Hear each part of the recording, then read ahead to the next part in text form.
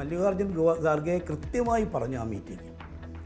അത് മോഡിയെ അനുകൂലിക്കുന്നതും അതുപോലെ കോൺഗ്രസ് വിരുദ്ധ ഗവൺമെൻറ്റുകളുടെ പ്രവർത്തനങ്ങളെ അഭിനന്ദിക്കുന്നതും പാർട്ടി വിരുദ്ധ നടപടിയാണ്. ശരിയായ അച്ചടക്ക നടപടി സ്വീകരിക്കേണ്ടി വരും. തരൂരിൻ്റെ മോദി സ്തുതികൾക്ക് ഹൈക്കമാൻഡ് വ്യക്തമായ മുന്നറിയിപ്പ് നൽകിയിട്ടുണ്ടെന്ന് VM സുധീരൻ. കോൺഗ്രസ് വിരുദ്ധ സർക്കാരുകളെ അഭിനന്ദിക്കുന്നതും പാർട്ടി വിരുദ്ധ നടപടി തുടർന്നാൽ അച്ചടക്ക നടപടി വരും.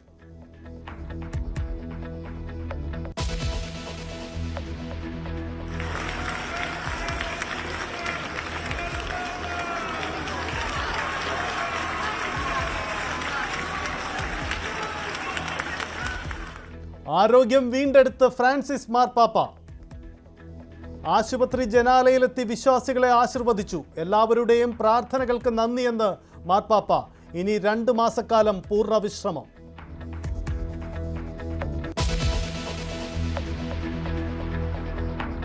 ആശാവർക്കർമാരുടെ നിരാഹാര സമരം തുടരുന്നു.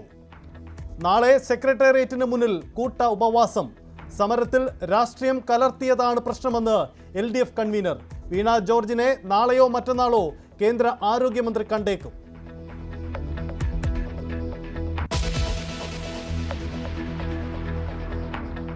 കോഴിക്കോട് നിർത്തിയിട്ട കാറിൽ നിന്നും 40 ലക്ഷം കവർന്നുവെന്ന പരാതി വ്യാജമെന്ന് പോലീസ്. പരാതിക്കാരനും 2 സുഹൃത്തുക്കളും അറസ്റ്റിൽ. കവർച്ചാ നാടകം ഭാര്യാപിതാവ് നൽകിയ പണം ചെലവായി പോയതിനാൽ